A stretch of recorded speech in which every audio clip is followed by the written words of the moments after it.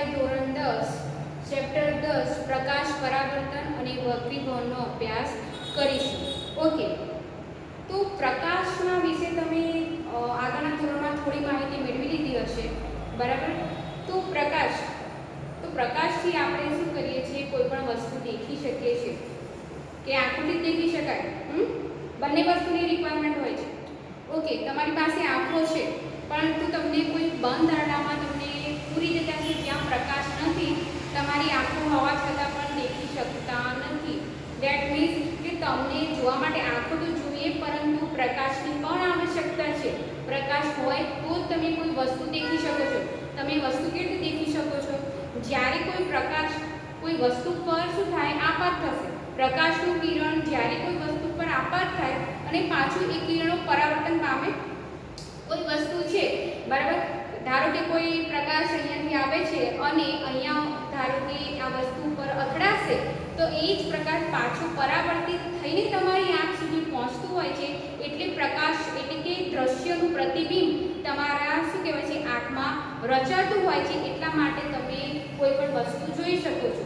એટલે કે વસ્તુને જોવા માટે આંખો પણ આવશ્યક છે અને આપણી આંખ એક લેન્સના એટલે કે કેમેરા લેન્સ તરીકે કાર્ય કરે છે અને એના માટે શું જરૂરી છે, પ્રકાશ આવશ્યક હોય છે. તો આ ચેપ્ટરમાં આપણે પ્રકાશના અલગ અલગ ગુણધર્મો, આ ઉપરાંત ગોળીય અરીસા, બરાબર, ગોળીય અરીસા, સમતલ અરીસામાં કેવું પ્રતિબિંબ મળે છે, મેઘધનુષ કેવી રીતે રચાય છે, તારાઓ કેમ ટમટમે છે, આ ઉપરાંત અલગ અલગ જે ઘટનાઓ, કુદરતી ઘટનાઓ થતી હોય છે જે પ્રકાશને સંબંધિત છે તેનો આપણે અભ્યાસ કરવાનો છે. એટલે પહેલું આપણે ખ્યાલ હોવો જોઈએ કે પ્રકાશ અત્યાર સુધી એમ માનવામાં આવતું હતું, વૈજ્ઞાનિકો એવું કહેતા હતા કે પ્રકાશ સૂર્ય પથ પર ગતિ કરે છે, બરાબર ને. તમે આપણે પ્રકાશ દેખી નથી શકતા પરંતુ અલગ અલગ આપણે શું કહેવાય અવલોકનો દ્વારા અથવા વૈજ્ઞાનિકોએ પ્રયોગ દ્વારા સાબિત કર્યું કે પ્રકાશ સૂર્ય પથ પર ગતિ કરે છે અને જેના કારણે શું થાય, એના માર્ગમાં જે પણ વસ્તુ આવે એને શું થાય છે, આપાત થઈને પરાવર્તિત પામતી હોય છે, જેના કારણે આપણે વસ્તુ દેખી શકતા હોઈએ છીએ. પરંતુ હવે ચલો આપણે એક તો વસ્તુ કેવી હોય, એક તો પારદર્શક હોય માધ્યમ. જ્યારે પ્રકાશ કોઈ વસ્તુ પર અથડાય છે એ માધ્યમ કેવું હોય, કાં તો પારદર્શક હોય કાં તો અપારદર્શક હોય, બરાબર. આ બોર્ડ છે એ કેવું માધ્યમ છે, અપારદર્શક છે, બરાબર ને. એટલે શું થાય છે, જ્યારે અહીંયા પ્રકાશના કિરણો આવે છે, આપણે દેખી નથી શકતા પરંતુ પ્રકાશના કિરણો અહીંયા પર આપાત થાય છે અને પરાવર્તિત થઈને તમારી આંખ સુધી પહોંચતા હોય છે. એટલે તમને બોર્ડનું પ્રતિબિંબ તમારી આંખમાં રચાય છે અને બોર્ડ તમે દેખી શકો છો. પરંતુ જ્યારે પારદર્શક માધ્યમ એટલે કે શું થાય કે પાણી હોય, બરાબર, પાણી હોય છે એમાં પ્રકાશ આપાત કરીએ, પ્રકાશના કિરણો એમાં આપાત થાય એટલે શું થાય છે, એમાંથી સીધા પસાર થઈ જતા હોય છે અથવા માધ્યમની ઘનતા ઉપર એનું શું થાય છે, ઘટના કાં તો પ્રકાશનું વાંકું વળતું હોય છે, બરાબર. તો જ્યારે પારદર્શક માધ્યમમાં શું થાય છે, પ્રકાશના કિરણો સીધા પસાર થઈ જતા હોય છે. એટલા માટે આપણે શું દેખાય છે, પારદર્શક માધ્યમ દેખાતું હોય છે. પાણી આપણને કેવું લાગે, આર પાર જોઈ શકીએ, બરાબર. પાણી હવે કાચના ગ્લાસમાં તમે પાણી ભર્યું હોય, પાણી શુદ્ધ હોય તો શું કરે, તે પાણીમાંથી તમે આગળનું દ્રશ્ય તમે જોઈ શકો છો. એટલે પારદર્શક માધ્યમ થયું. પારદર્શક માધ્યમ કે જેની આપણે આરપાર દેખી શકીએ છીએ, દિવાલની આરપાર ના દેખી શકાય, એ પારદર્શક માધ્યમ નથી કે તમે બોર્ડની પેલી બાજુ જોઈ શકવાના. તો આ માધ્યમ કેવું છે, અપારદર્શક છે. તો તમને માધ્યમની ખ્યાલ હોવો જોઈએ કે પારદર્શક માધ્યમ કેવું છે ને અપારદર્શક માધ્યમ કેવું છે. તો વૈજ્ઞાનિકોએ અલગ અલગ પ્રયોગ દ્વારા સિદ્ધ કર્યું કે પ્રકાશ સૂર્ય પથ પર ગતિ કરતો હોય છે અને કેવું કરે છે કે એના પરથી પ્રકાશ આપાત થાય ને પરાવર્તિત પામે છે. પરંતુ ઘણી વખતે જ્યારે અપારદર્શક વસ્તુ ખૂબ જ સૂક્ષ્મ હોય, અપારદર્શક વસ્તુ એટલે કે ધારો કે ચલો આ ટેબલ છે કે તમારી આસપાસની જેટલી વસ્તુઓ છે જેને તમે આરપાર નથી દેખી શકતા, પણ એવી કોઈ વસ્તુ અપારદર્શક વસ્તુ ખૂબ જ સૂક્ષ્મ હોય ત્યારે શું થાય, ત્યારે પ્રકાશ અહીંયા શું કરે છે, ધારો કે અત્યંત સૂક્ષ્મ વસ્તુ છે, અપારદર્શક છે, આરપાર નથી જોઈ શકતા, એવી વસ્તુ પર જ્યારે પ્રકાશનું કિરણ શું થાય છે, આપાત થાય છે, તો ત્યાંથી શું કરે છે, પ્રકાશનું કિરણ ગમે દિશામાં આખું વળી જતું હોય છે, બરાબર. તો આ ઘટનાને શું કહેવાય છે, પ્રકાશનું વિવર્તન કહીએ છીએ, બરાબર. તો આ ઘટનાને પ્રકાશનું વિવર્તન કહેવાય છે અને વૈજ્ઞાનિકો એમ પણ કહેતા હતા કે સૂર્ય સુરેખ પથ પર ગતિ કરે છે અને પ્રકાશ તરંગ સ્વરૂપે પણ ગતિ કરતા હોય છે. તો આ ઘટના, આ પ્રકાશનું વિવર્તનની જે ઘટના છે એ વૈજ્ઞાનિકોને જે પહેલા માનતા હતા કે પ્રકાશ સુરેખ પથ પર ગતિ કરે છે એનો સ્પષ્ટ ખ્યાલ આપી શક્યા નહીં. બરાબર. તો એના પછી એમ કીધું કે પ્રકાશ ભાઈ તરંગ સ્વરૂપે ગતિ કરે છે. પ્રકાશ કેવું ગતિ કરે છે? તરંગ સ્વરૂપે ગતિ કરે છે. પરંતુ જે પ્રકાશના દ્રવ્યના કણો સાથે જે આંતરક્રિયા થતી હોય છે એના જે ગુણધર્મો છે એ પ્રકાશના તરંગ સાથે શું થાય? મેચ નથી થતા, એને સમજાવી શકતા નથી. તો ઘણા બધા સંશોધનો ચાલ્યા. તો ઘણા વૈજ્ઞાનિકોનો મત એવો હતો કે પ્રકાશ કેવો છે? તરંગ સ્વરૂપે ગતિ કરે છે. બરાબર. પ્રકાશ તરંગ છે એમ કીધું. અને બીજા વૈજ્ઞાનિકો, અમુક વૈજ્ઞાનિકો એવું કીધું કે પ્રકાશનું કેવું છે? કણો છે. પ્રકાશ હોય છે કણો સ્વરૂપે હોય છે. તો આવું વૈજ્ઞાનિકો માનતા હતા. પરંતુ 20મી સદીની શરૂઆતમાં પછી વૈજ્ઞાનિકોએ એવું નક્કી કર્યું અમુક સંશોધનો બાદ કે પ્રકાશ કેવો છે? ક્વોન્ટમ સિદ્ધાંત આપ્યો. કયો સિદ્ધાંત આપ્યો? પ્રકાશનો ક્વોન્ટમ સિદ્ધાંત. તો આ સિદ્ધાંતમાં શું કહેવામાં આવ્યું કે પ્રકાશ ના તો તરંગ સ્વરૂપે છે ના તો કણ સ્વરૂપે છે, પરંતુ ક્વોન્ટમ સિદ્ધાંતમાં આ બંનેના ગુણધર્મોનો સમન્વય કરવામાં આવ્યો. ક્વોન્ટમ સિદ્ધાંતમાં શું કરવામાં આવ્યું કે તરંગના ગુણધર્મો અને કણોના ગુણધર્મોનો સમન્વય કરવામાં આવ્યો અને જે સિદ્ધાંત આપવામાં આવ્યો એને શું કહેવાય છે? ક્વોન્ટમ સિદ્ધાંત. હવે ક્વોન્ટમ સિદ્ધાંતનું તમે આગળના ધોરણમાં અભ્યાસ કરીશું, પરંતુ પ્રકાશ વિશે તમારે ફક્ત આટલી માહિતી હમણાં શરૂઆતમાં તમારે લેવાની છે. બરાબર. આટલો તમને પાયાનો ખ્યાલ હોવો જોઈએ. તો હવે તમને ખ્યાલ આવ્યો કે પ્રકાશ ન તો કણ સ્વરૂપે હોય છે ના તો તરંગ સ્વરૂપે હોય છે, પરંતુ એના માટે ક્વોન્ટમ સિદ્ધાંત રજૂ કરવામાં આવે જેમાં બંનેની આ ગુણધર્મોનો સમન્વય કરવામાં આવે છે. પછી પ્રકાશ અપારદર્શક માધ્યમમાં કેવું હોય છે? પારદર્શક માધ્યમમાં સીધા પસાર થઈ જાય છે એટલે આપણે આરપાર જોઈ શકીએ છીએ. બરાબર. કાચની તમે આરપાર જોઈ શકો છો કારણ કે પ્રકાશના કિરણો એમાંથી પસાર થઈ જતા હોય છે. બરાબર ને? તો આવી રીતે હવે પરાવર્તન, પ્રકાશનું પરાવર્તન એટલે શું? એ તો તમને આ આગળના ધોરણમાં ભણી ચૂક્યા છે કે જ્યારે પ્રકાશનું કિરણ કોઈ અપારદર્શક અથવા પરાવર્તક સપાટી પર આપાત થાય અને ત્યાંથી પાછું ફરે તો આ ઘટનાને શું કહે છે? પરાવર્તન કહે છે. તો આ ખ્યાલ હોવો જોઈએ. પ્રકાશનું પરાવર્તન એટલે શું?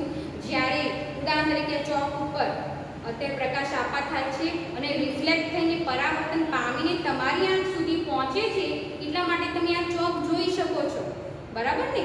એટલે કે જ્યારે પ્રકાશનું કિરણ પરાવર્તક સપાટી પર આપાત થાય અને ત્યાંથી પ્રકાશનું કિરણ પાછું ફરે આ ઘટનાને પ્રકાશનું પરાવર્તન કહે છે. તો મિત્રો, આ તમારે જે ફિઝિક્સના ભૌતિકશાસ્ત્રને લગતા જે શબ્દો છે એનો ખ્યાલ હોવો જોઈએ. આ ચેપ્ટરમાં પરાવર્તન, વક્રીભવન, આપાત કિરણ, પરાવર્તક કિરણ, આ વારંવાર આ શબ્દોનો ઉપયોગ કરવામાં આવશે. બરાબર. તો તમને આ જે શબ્દોનો મિનિંગ જ નહીં ખબર હોય, ઘટનાને ખબર નહીં હોય તો તમને ખ્યાલ નહીં આવે. એટલા માટે જે પાયાના શબ્દોનો છે એનો પહેલાં ખ્યાલ મેળવી લો. ઓકે. પ્રકાશનું પરાવર્તન કોને કહેવાય? ખ્યાલ આવી ગયો. ઓકે. હવે તમે તમારું અરીસા તમે કયા પ્રકારના જોયા છે?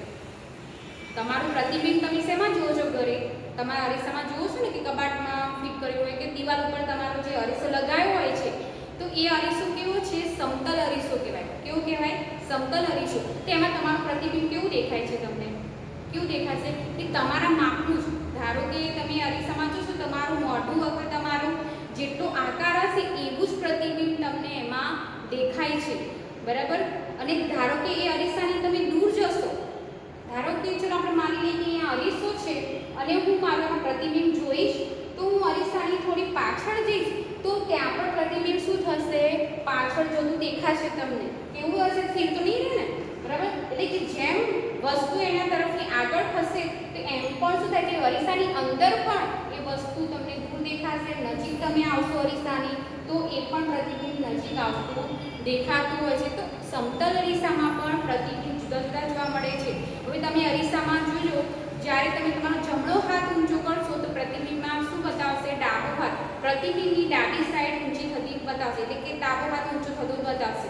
એટલે કેવું પ્રતિબિંબ મળે છે? એમાં આભાસી અને ચત્તું મળે છે. ચત્તું એટલે કે સીધું પ્રતિબિંબ મળે છે. હવે અહીંયા આભાસીનો મીનિંગ શું થાય? ભાઈ આભાસ એટલે કે આપણે અહીંયા પ્રકાશના કિરણો જ્યારે અરીસા પર આપાત થાય છે સમતલ અરીસામાં, તો પ્રકાશના કિરણો ભેગા થતા હોય એવો ભાસ થાય છે, બરાબર. રિયલમાં એમાં શું થાય છે, ભેગા થતા નથી, બરાબર. તો અહીંયા શું થાય છે, અરીસામાં સમતલ અરીસામાં તમે જ્યારે તમારું પ્રતિબિંબ જુઓ છો ત્યારે એમાં શું દેખાય છે કે અરીસામાં એ પ્રતિબિંબના જે કિરણો છે, પ્રતિબિંબ એટલે કે પ્રકાશના કિરણો ભેગા થતા હોય એવો ભાસ થાય છે, પરંતુ એવું થતું નથી. એટલા માટે આ પ્રતિબિંબને શું કહેવાય છે, આભાસી કહેવાય છે. એટલે સીધું દેખાય છે ને, તમે સીધા ઊભા છો, જેમાં ઊભા છો એવું પ્રતિબિંબ દેખાશે, એટલે કે ચત્તુ પ્રતિબિંબ જોવા મળતું હોય છે. તો આ પ્રકરણમાં આપણે સમતલ અરીસા ઉપરાંત ગોળીય અરીસામાં કેવા પ્રતિબિંબો મળે છે એનો આપણે અભ્યાસ કરવાનો છે. પ્રકાશ એ ખૂબ જ ઇન્ટરેસ્ટિંગ વિષય છે, બરાબર. એમાં જે કુદરતી ઘટનાઓ, તમારી આસપાસ થતી જે ઘટનાઓ છે, બરાબર, એને લગતી પ્રકાશને લગતી ઘટનાઓનો આપણે અભ્યાસ કરવાનો છે. જેટલું તમારું આસપાસની જે કુદરતી ઘટનાઓ છે એનું જેટલું અવલોકન સૂક્ષ્મ હશે એટલું તમે વિજ્ઞાન વધારે સમજી શકશો અને વધારે માણી શકશો, બરાબર ને. હવે આપણે જોઈ ચૂક્યા કે જ્યારે કોઈ પ્રકાશનું કિરણ કોઈ વસ્તુ પર આપાત થાય છે અને પરાવર્તિત કિરણ પાછું ફરે છે, પણ કયા એંગલે પાછું ફરતું હોય છે એ થોડું જોઈ લઈએ આપણે. પ્રકાશનું પરાવર્તન તમારો પહેલો ટોપિક છે ચેપ્ટરમાં, પ્રકાશનું પરાવર્તન. એના પહેલા આપણે પ્રકાશનું થોડું બેસિક ખ્યાલ મેળવી લીધો. પ્રકાશનું પરાવર્તન, પરાવર્તન એટલે શું મેં તમને કહી દીધું, જ્યારે કોઈ પ્રકાશનું કિરણ પરાવર્તિત સપાટી પર શું કરે, આપાત થાય અને ત્યાંથી પ્રકાશના કિરણની પાછી વળવાની ઘટનાને શું કહેવાય છે, પ્રકાશનું પરાવર્તન, રિફ્લેક્શન, બરાબર. વ્યાખ્યા ગોખવાની જરૂર નથી. પરાવર્તન એટલે ભાઈ પાછું ફરે છે. હવે જ્યારે ઉદાહરણ તરીકે, ચલો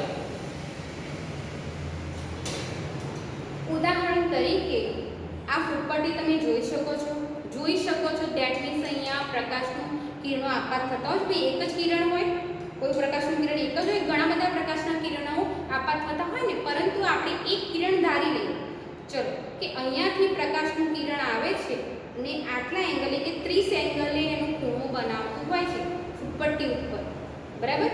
આ એંગલે જો કે આવી રીતે આપાત થયું તો એ સેકન્ડે પાછું શું થાય છે, ધારો કે અહીંયાથી આપાત થયું, આપાત કિરણ, તો આ જ એંગલે પાછું શું થાય છે, પરાવર્તન પામે છે, બરાબર. એટલે કે ફૂટપટ્ટી પરથી આ શું થાય છે, આપાત કિરણ આમ આવ્યું, બરાબર. તો અહીંયાથી પાછું એ જ એંગલ, એ જ ખૂણામાં એ જેટલા આ જેટલો ખૂણો છે રચાશે અહીંયા, એટલે કે સ્કેલ ઉપર આ જેટલો ખૂણો રચાશે 30નો કે 40નો, તો એ જ ખૂણો પાછું પરાવર્તિત કિરણ રચે છે અને તમે શું થાય છે, સ્કેલ દેખી શકો છો. આ તો મેં કિરણ ધાર્યું છે, એના પર ઘણા બધા કિરણ આપાત થતા હશે, એટલે કે શું કરવામાં આવે છે, પ્રકાશના પરાવર્તનની જ્યારે ઘટના થતી હોય તો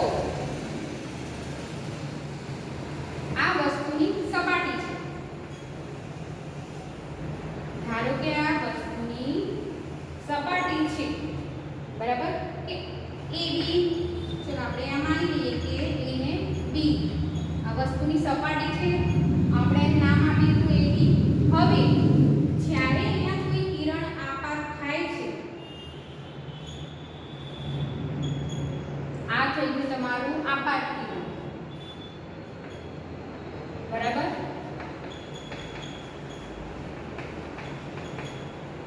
તો ઉદાહરણ તરીકે અહીંયા જેટલા અંશનો ખૂણો બનાવે છે એટલા જ અંશનો ખૂણો બનાવીને પરાવર્તિત કિરણ પાછું ફરે. આ થઈ ગયું તમારું પરાવર્તિત કિરણ,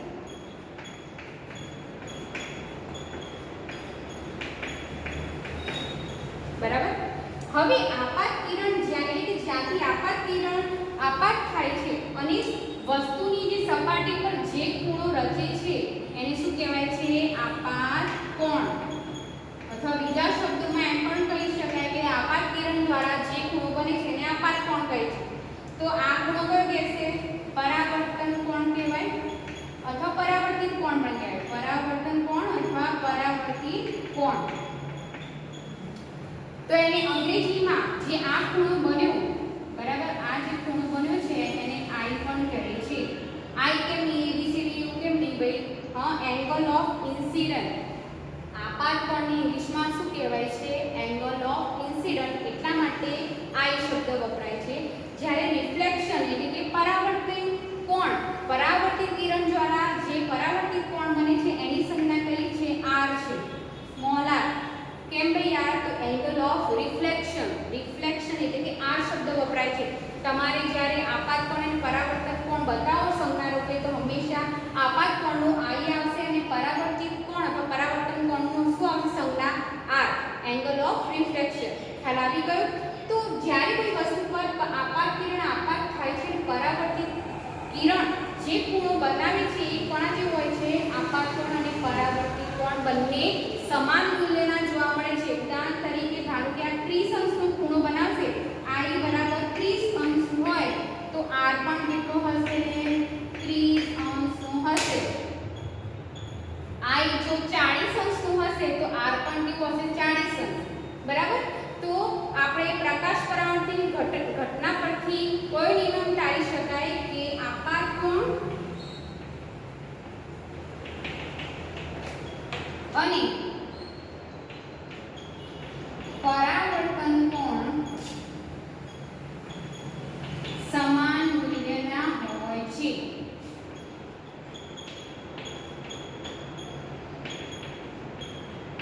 હવે બીજો જો નિયમ છે ભાઈ કે જ્યારે વસ્તુની સપાટી પર આપાત કિરણ આપાત થાય છે, એટલે આપાત કિરણ, પરાવર્તિત કિરણ અને સમતલને દોરેલ લંબ. ઉદાહરણ તરીકે આ વસ્તુ છે એની સપાટી પર આપાત કિરણ આપાત થયું, પરાવર્તિત કિરણ પરાવર્તિત થયું અને ઉદાહરણ તરીકે એની સપાટીને દોરેલ લંબ હોય તે બધા કેવા છે? એક જ સમતલમાં છે. એક જ સમતલમાં એટલે કે આ ઘટના એક જ સમતલમાં બને છે. ઉદાહરણ મેં તમને સમજાવ્યું કે અહીંયાથી સ્કેલ ઉપર એક કિરણ આપાત થયું છે અને આ બાજુ પરાવર્તિત થયું છે તો આ એક જ સમતલ ઉપર આવશે કે બીજી સપાટી પર નથી જવાનું. બરાબર? એટલે કે બીજો નિયમ શું ચાલતો કે ભાઈ આપાત કિરણ પરાવર્તિત કિરણ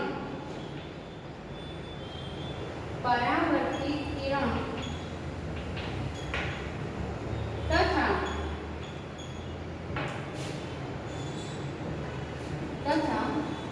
સમતલને દોરેલ લંબ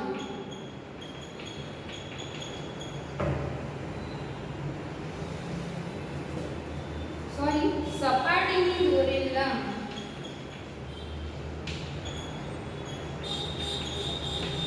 એક જ સમતલમાં હોય છે. આ બધા એક જ સમતલમાં હાજર હોય. બરાબર? એક જ સમતલમાં હોય છે. તો ખ્યાલ આવી ગયો તમને? આ પ્રકાશનું પરાવર્તન કોને કહેવાય? પછી પ્રકાશનું પરાવર્તનની ઘટના કેવી રીતે થાય છે તો તમને ખ્યાલ આવવો જોઈએ. આપાત કિરણ પરાવર્તિત કિરણ શું છે? આપાત કોણ પરાવર્તિત કોણ કોને કહેવાય અને એના નિયમો કયા છે? આ બે નિયમો છે પ્રકાશની પરાવર્તનની જે ઘટના થાય છે એના માટે. ઓકે.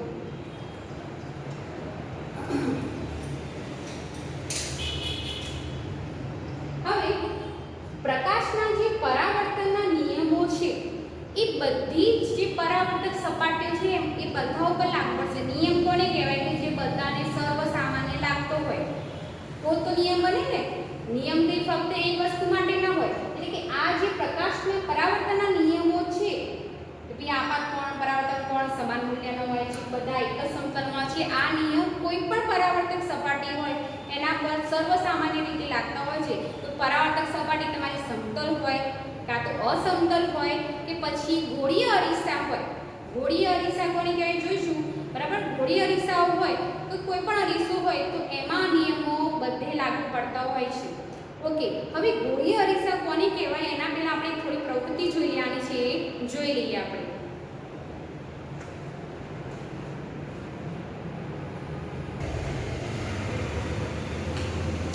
વિદ્યાર્થી મિત્રો, અહીંયા તમે સ્પૂન જોઈ શકો છો. બરાબર? તો તમારે આ પ્રવૃત્તિ કરતાં પહેલાં એક ચમચી લઈ લેવાની છે. હવે ચમચીની બે સાઈડ હોય છે. બરાબર? અહીંયા આ જે ફર્સ્ટ સાઈડ છે એ કેવી હોય છે, અંદરની સાઈડ વક્રાકાર હોય છે, બરાબર. અહીંયા જોઈ શકો છો કે જ્યારે ચમચીનો આ ભાગ હોય છે અંદરની તરફ હોય છે, જ્યારે આ ભાગ કેવો હોય છે કે બહારની તરફ ઉપસેલો છે, દેખી શકાય છે, બહારની તરફ ઉપસેલો જોવા મળતો હોય છે. તો આ પ્રવૃત્તિ કરતાં પહેલાં તમારે એક ચમચી લેવાની છે, જેની અથવા નવી ચમચી હશે તો તમારું પ્રતિબિંબ તમે જે બતાવશે સ્પષ્ટ દેખાશે. ઓકે, તો હવે શું કરવાનું છે કે ચમચીના આ એટલે કે આગળનો ભાગ છે એમાં તમારું પ્રતિબિંબ કેવું દેખાય છે આપણે જોવાનું છે. તો અહીંયા શું દેખાશે, હું જેમ જેમ ચમચી નજીક લાવીશ તો પ્રતિબિંબ થોડું ઝાંખું થતું દેખાશે અને દૂર લઈ જઈશ તો સ્પષ્ટ દેખાશે, પણ કેવું દેખાય છે, ઊંધું દેખાય છે, બરાબર. ચલો એની આગળ તમારે પેન મૂકી દઈએ, તો પેન મૂકી દઈશું તો કેવું દેખાશે પ્રતિબિંબ, આ સાઈડ આપણે જોઈ લઈએ. ઓકે, અહીંયા કેમેરા થોડો લેન્સ વચ્ચે આવશે, હું સામેની સાઈડથી કરું છું, પણ અહીંયા પેન જેમ જેમ તમે નજીક લઈ જશો, બરાબર, તો પ્રતિબિંબ થોડું મોટું દેખાશે અને કેવું દેખાશે, ઊંધું દેખાય છે. ઓકે, હવે ચમચી ઊંધી કરી નાખો અને હવે તમારું પ્રતિબિંબ જુઓ. અહીંયા ચમચી થોડી ઝાંખી છે તો તમારે સ્પષ્ટ એટલે ચમકતી ચમચી લેશો તો વધુ સ્પષ્ટ દેખાશે. તો અહીંયા પ્રતિબિંબ કેવું દેખાય છે, સીધું દેખાશે, બરાબર, અને જેમ જેમ નજીક લઈએ એમ નાનું થતું જશે. પ્રતિબિંબ કેવું દેખાય છે, નાનું થતું જશે. પેનને તમે મૂકી શકો છો, ચમચીનું જો અહીંયા ઉપસેલા ભાગમાંથી તમે ઢાંકણ દેખી શકો છો, પેનનું સીધું દેખાય છે, બરાબર, પરંતુ કેવું દેખાય છે, નાનું દેખાય છે. અને મારી આજુબાજુનો જે વિસ્તાર છે એ બધો તમને નાનો દેખાશે, બરાબર. મારે એટલે કે આખા રૂમનો જે વિસ્તાર છે એ પણ નાનો દેખાય છે અને બધું કેવું દેખાય છે, સીધું દેખાય છે. તો જે અંદરની સપાટી વક્રાકાર છે, તો આવા જે અરીસા હોય, આવા આકારવાળા, તે બધા અરીસા કેવા કહેવાય છે, અંતર્ગોળ અરીસા.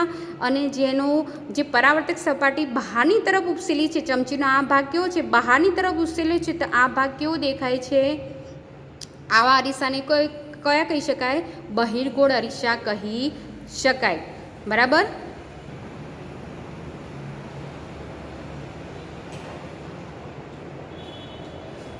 તો વિદ્યાર્થી મિત્રો, તમે અહીંયા ચમચીને લઈને તમારી શું કરવાનું, ચહેરાની નજીક લાવવાનું, દૂર લાવશો તો કેવું પ્રતિબિંબ દેખાય છે તમારે નોંધવાનું છે. જો હું આ જે આગળનો ભાગ છે એનું પ્રતિબિંબ કરીશ તો કેવું દેખાય છે, પ્રતિબિંબ મોટું દેખાતું હોય છે ને ઊંધું દેખાય, જ્યારે અહીંયા શું થશે, પ્રતિબિંબ સીધું દેખાય છે, બરાબર. અને એનો આકારમાં વધઘટ થતી રહે છે, જેમ તમે નજીક લાવો છો કે દૂર લાવો છો તો એમાં શું થાય છે, પ્રતિબિંબના જે એનો વધારો ઘટાડો તમને જોવા મળતું હોય છે. તો આ પ્રતિબિંબ જે આવા પ્રકારના અરીસા હોય છે, આવા ગોળીય અરીસા હોય છે કે જેની અંદરની સપાટી કેવી હોય છે, વક્રાકાર હોય, અથવા બહારની સપાટી વક્રાકાર હોય, આવા અરીસાને શું કહેવાય છે, ગોળીય અરીસા કહે છે. તો આ ચેપ્ટરમાં આપણે બધા અલગ અલગ પ્રકારના ગોળીય અરીસા છે એમાંથી આ પ્રતિબિંબ મળે છે એ આપણે જોવાના છે. તો પહેલાં ગોળીય અરીસો કોને કહેવાય એ લખી લઈએ.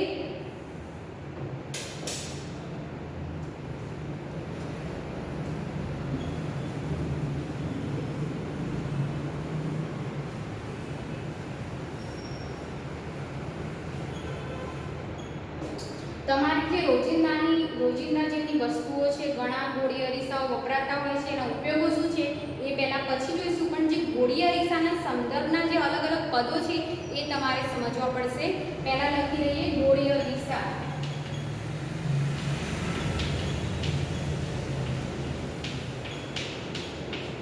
ગોળીય અરીસા કોને કહેવાય કે જેની પરાવર્તક સપાટી કેવી હોય છે, વક્રાકાર. જે અરીસાઓની એમ પણ લખી શકાય કે જે અરીસાઓની પરાવર્તક સપાટી વક્રાકાર હોય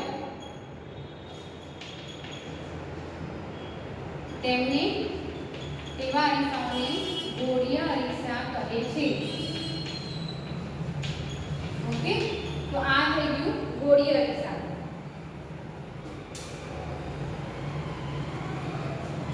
હવે ગોળીય અરીસાની જે પરાવર્તક સપાટી હોય છે, મેં હમણાં તમને ચમચીમાં બતાવ્યું તો એક સપાટી કેવી હતી, અંદરની તરફ ઉપસેલી હતી, અંદરની તરફ હતી ને, અને બીજી સપાટી બહારની તરફ ઉપસેલી હતી. તો આવી રીતે કહી શકાય, આપણે જો આકૃતિ દોરવી હોય તો કેવું છે, આવી સપાટી હોય ત્યારે આ કેવા અરીસા કહેવાય છે? અંતર્ગોળ અરીસા. એટલે કે વ્યાખ્યા કેવી લખીશું અંતર્ગોળ અરીસાની? કે જે ગોળીય અરીસાના પરાવર્તક સપાટી અંદરની તરફ હોય, બરાબર, અંદરની તરફ શું કહેવામાં આવેલી હોય છે? વક્રાકાર રીતે જોવા મળે છે, તો આવા અરીસાઓને અંતર્ગોળ અરીસા કહે છે. હવે ચમચીને આપણે ઉલટાવીએ એનો બહારનો ભાગ કેવો હતો?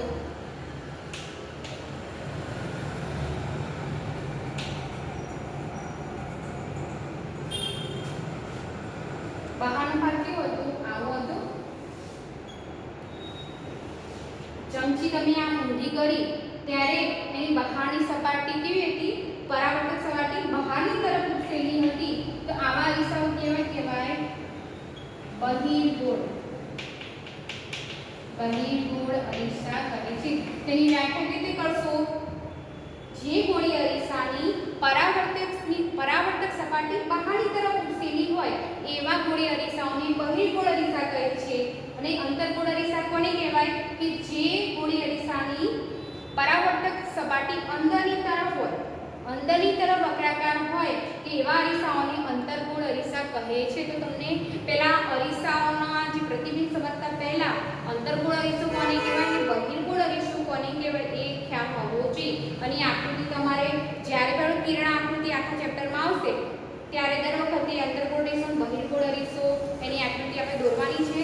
તો આ તમને ખ્યાલ હોવો જોઈએ કે કેવી રીતે એની રચના જોવા મળે છે. ઓકે,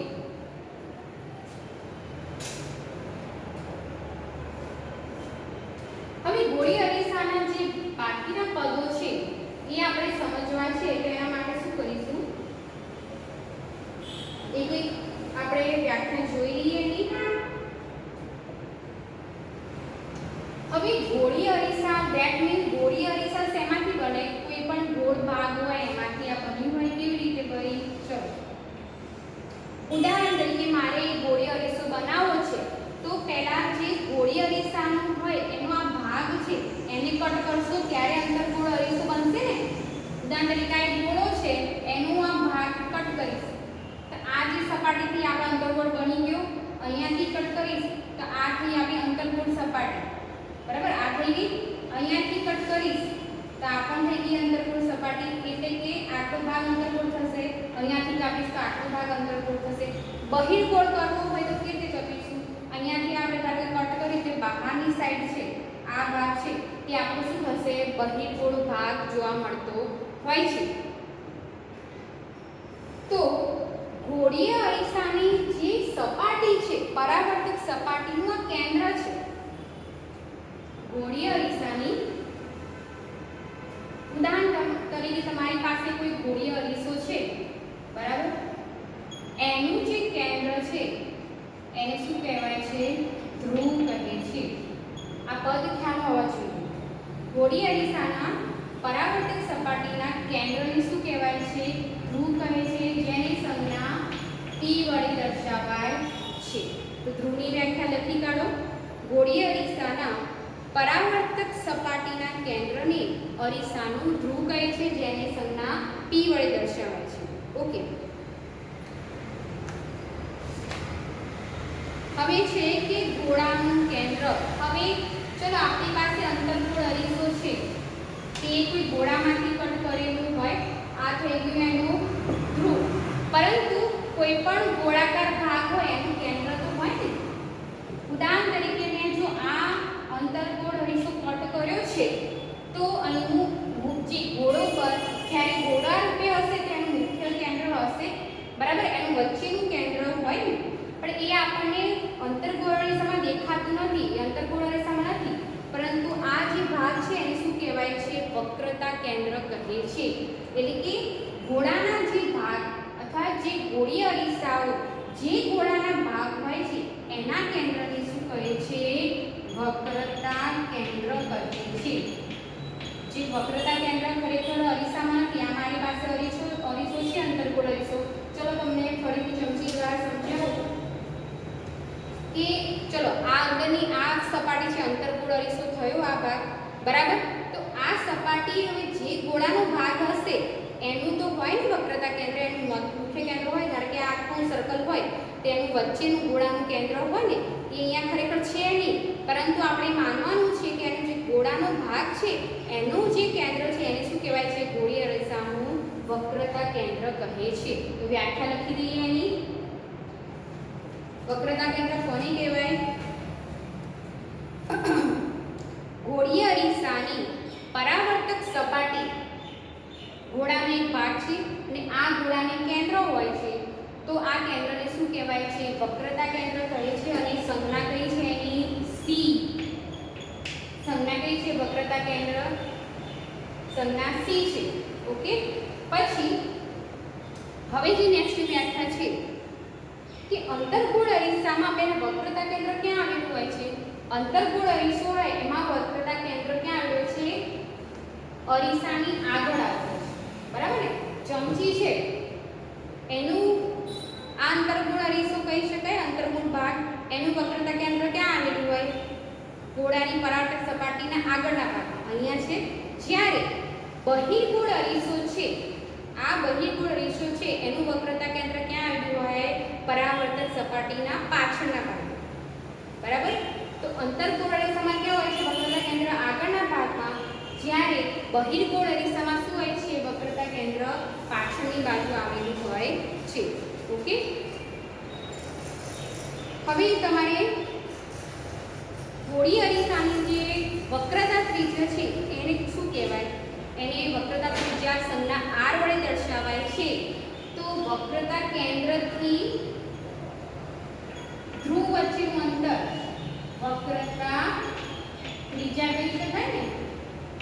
બરાબર? આ જે છે વક્રતા કેન્દ્રથી ધ્રુવ વચ્ચેનું અંતર શું કહેવાય? વક્રતા ત્રિજ્યા કહે છે, જેની સંજ્ઞા r વડે દર્શાવાય છે. તો આ વ્યાખ્યા પણ ખ્યાલ હોવી જોઈએ. બરાબર? વક્રતા ત્રિજ્યા કોને કહે છે? અથવા ગોળીય અરીસાની પરાવર્તક સપાટી જે ગોળાનો ભાગ છે એ ગોળાની ત્રિજ્યાને પણ વક્રતા ત્રિજ્યા કહે છે. અહીંયા બે રીતે વ્યાખ્યા આપણે રજૂ કરી શકીએ કે ગોળીય અરીસો છે એની પરાવર્તક જે ગોળીય અરીસો છે એની જે પરાવર્તક સપાટી છે એની વક્રતા ત્રિજ્યા, એની જે અંતર હોય છે કે ધ્રુવ અથવા વક્રતા કેન્દ્ર વચ્ચેના અંતરને શું કહેવાય છે? વક્રતા ત્રિજ્યા પણ કહે છે. અથવા પરાવર્તક સપાટી જે ગોળાનો ભાગ છે એ ગોળાની ત્રિજ્યાને પણ શું કહેવાય છે? વક્રતા ત્રિજ્યા કહે છે. તમને આ બેમાંથી ગમે તે એક યાદ રહે તો એ લખવાનું છે. ઓકે. હવે અહીંયાથી PC નું અંતર છે કેટલું થશે? r જેટલું થશે. PC બરાબર r એટલે કે વક્રતા ત્રિજ્યા. તો આપણે અહીંયા કેટલા પદો સમજી ગયા કે ગોળીય અરીસા કોને કહેવાય છે? અંતર્ગોળ અરીસો કોને કહેવાય? બહિર્ગોળ અરીસો કોને કહેવાય? ધ્રુવ કોને કહેવાય? તો ગોળીય અરીસાના પરાવર્તક સપાટીના કેન્દ્રને ધ્રુવ કહે છે. બરાબર? કે આ સપાટી છે ને આપણે જે વચ્ચે એનું વચ્ચેનું અંદર કેન્દ્ર છે એને શું કહેવાય? ધ્રુવ કહે છે. પછી શું જોઈએ આ વક્રતા કેન્દ્ર? કે ગોળીય અરીસા જે ગોળાના ભાગ પૃષ્ઠભાગ છે એના કેન્દ્રને એટલે ગોળાના કેન્દ્રને શું કહેવાય છે? વક્રતા કેન્દ્ર કહે છે. વક્રતા ત્રિજ્યા કોને કહેવાય?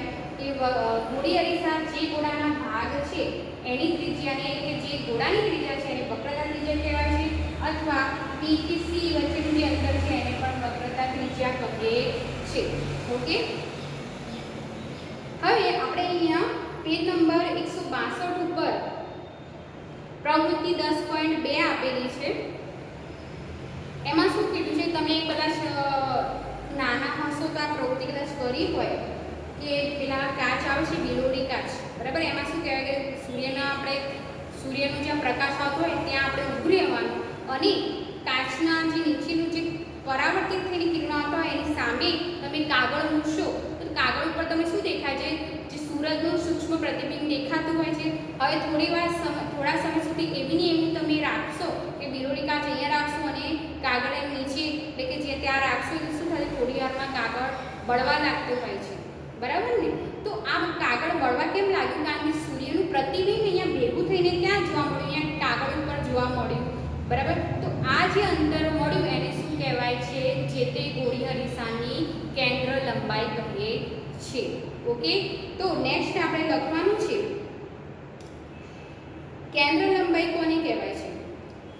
તો અહીંયા લખ્યું છે કે અરીસાના સ્થાનથી પ્રતિબિંબનું જે અંતર જ્યાં ભેગું થતું હોય, બરાબર, કેન્દ્રિત થતું હોય એને અરીસાની આશરે કેન્દ્ર લંબાઈ કહેવાતી હોય છે. ઓકે, હવે જે તમારે પ્રવૃત્તિ 10.2 માં જે અલગ અલગ આકૃતિઓ આપેલી છે એ આપણે થોડી સમજી લઈએ. હવે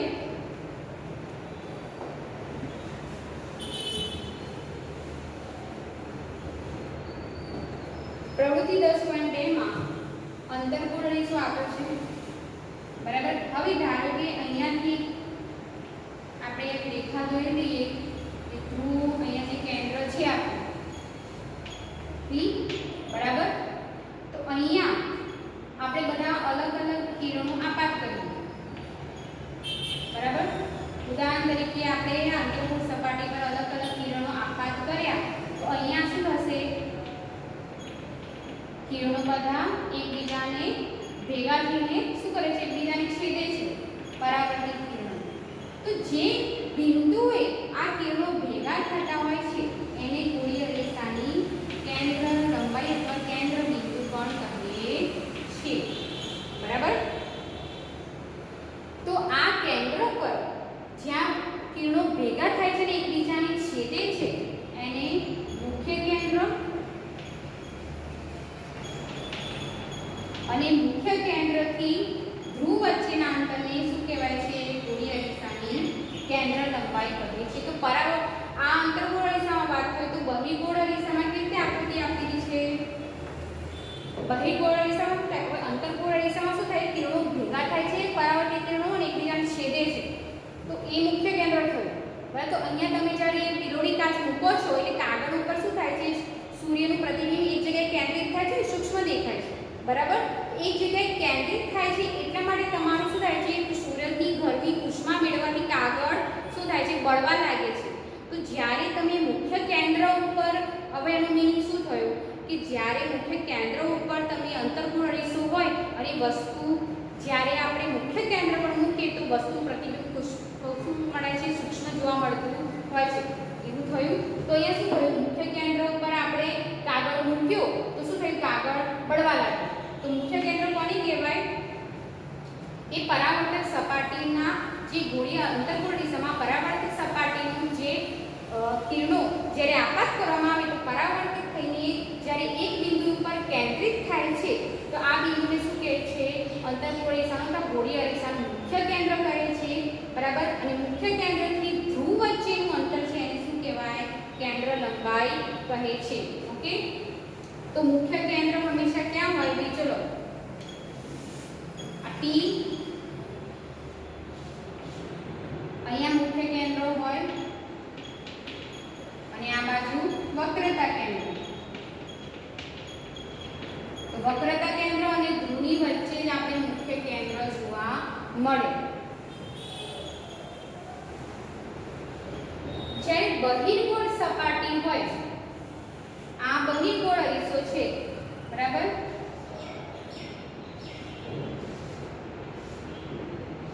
તો અહીં જ્યારે તમે શું થાય છે? કિરણો આપાત કરો છો તો અહીંયાથી શું થશે? પાછા રિફ્લેક્ટ થઈને બધી દિશામાં પ્રસરણ પામતા હોય છે. બહિર્ગોળ અરીસામાં શું થાય કે બધી દિશામાં પ્રસરણ પામે, પરાવર્તિત બધી દિશામાં થતા હોય છે. અંતર્ગોળ અરીસામાં શું થતું હતું કે એક બિંદુએ ભેગા થતા હતા. જ્યારે બહિર્ગોળ અરીસામાં શું થયું કે કિરણો બધી જગ્યાએ તમને પ્રસરેલા જોવા મળતા હોય અને એ જે બિંદુ છે, જે બિંદુથી એવો ભાસ થાય કે બધા કિરણો પરાવર્તિત થતા હોય છે તો આ બિંદુને બહિર્ગોળ અરીસાનું મુખ્ય કેન્દ્ર કહેવાય. ખ્યાલ આવી ગયો? અંતર્ગોળ અરીસામાં શું હતું કે મુખ્ય કેન્દ્ર પર બધા કિરણો કેન્દ્રિત થતા હતા. બહિર્ગોળ અરીસામાં શું થાય છે કે હવે બહિર્ગોળ અરીસામાં શું થાય છે? જ્યારે તમે કિરણો આપાત કરો છો તો બધી જગ્યાએ કિરણો શું થાય છે? પ્રસરણ પામતા હોય એવો ભાસ થાય એ બિંદુને બહિર્ગોળ અરીસાનું મુખ્ય કેન્દ્ર કહે છે. ઓકે, તો હવે સમજી ગયા તમે કે અંતર્ગોળ અરીસામાં અને બહિર્ગોળ અરીસામાં કિરણાકૃતિ આમાં દર્શાવી છે મુખ્ય કેન્દ્ર ક્યાં જોવા મળે છે અને કેવી રીતે એની પરાવર્તિત કિરણો થતા હોય છે. ઓકે, તો આપણે મુખ્ય કેન્દ્રની વ્યાખ્યા અંતર્ગોળ અરીસામાં અને બહિર્ગોળ અરીસામાં અલગ અલગ હશે. એ વ્યાખ્યા લખાઈ દઈશું, લખી કાઢો. અંતર્ગોળ અરીસાનું મુખ્ય કેન્દ્ર તો અરીસાની બધા જ કિરણો અંતર્ગોળ અરીસાની મુખ્ય અક્ષ પર એક બિંદુ પાસે મળે અથવા કેન્દ્રિત થાય, બરાબર, એ બિંદુને અંતર્ગોળ અરીસાનું મુખ્ય કેન્દ્ર કહે છે. આપણે આકૃતિમાં જોયું ને એક બિંદુએ કેન્દ્રિત થતા હતા. તો વ્યાખ્યા તમારા શબ્દોમાં પણ લખી શકો તમે કે જ્યારે અંતર્ગોળ સપાટી પર કિરણો આપાત થાય અને પરાવર્તિત કિરણો જે બિંદુએ ભેગા થાય એ બિંદુને અંતર્ગોળ અરીસાનું મુખ્ય કેન્દ્ર કહે છે, બરાબર. હવે બહિર્ગોળ અરીસામાં શું થાય છે કે બહિર્ગોળ અરીસામાં પરાવર્તિત કિરણો મુખ્ય અક્ષ ઉપર એક બિંદુથી પરાવર્તિત થતા હોય એવો ભાસ થાય, બરાબર. એક બિંદુમાંથી આવતા હોય છે ને એવો ભાસ થાય, એ બિંદુને બહિર્ગોળ અરીસાનું મુખ્ય કેન્દ્ર કહે છે. ઓકે, અને મુખ્ય કેન્દ્રને F વડે દર્શાવાય છે. મુખ્ય કેન્દ્રની સંજ્ઞા F વડે દર્શાવાય છે. ઓકે, તો આપણા આજે આટલા પદો સમજી ગયા છે. બાકીના પદો આપણે કાલે જોઈશું. ત્યારબાદ અલગ અલગ ગોળી અરીસામાં કિરણાકૃતિ કેવી જોવા મળે છે એનો આપણે અભ્યાસ કરવાનો છે. તો આજના તમારી વિડીયોમાં કયા આપણે ટોપિક જોઈ ગયા કે અરીસા દ્વારા મળતા પ્રતિબિંબો, પ્રકાશનું પરાવર્તન, બરાબર, એ પણ આપણે સમજી ગયા. ત્યારબાદ ગોળી અરીસામાં આપણે ચમચીદાર પ્રવૃત્તિ પણ જોઈ ગયા કે અંતર્ગોળ સપાટી હોય અને બહિર્ગોળ સપાટી હોય ત્યારે કેવું આપણને પ્રતિબિંબ મળતું હોય છે. ગોળી અરીસામાં જે આપણે પદ સમજી ગયા છે એ તમારી વ્યાખ્યાઓ પહેલાં મેં તમને સમજાવી, પહેલાં સમજી પછી વ્યાખ્યામાં નિરૂપણ કરશો તો તમને ઇઝી રહેશે. અને શું કરવાનું, આની સતત તમે પ્રેક્ટિસ કરતા રહેશો કે ભાઈ મુખ્ય કેન્દ્રને F વડે દર્શાવાય કે ધ્રુવને P વડે દર્શાવાય. આ તમે રિપીટેશન કરતા રહેશો તો તમને યાદ રહેશે. બાકીના પદો આપણે કાલે જોઈ લઈએ. આજના સેશન માટે આટલું. ફરી આપણે નેક્સ્ટ સેશનમાં મળીએ. Bye, thank you.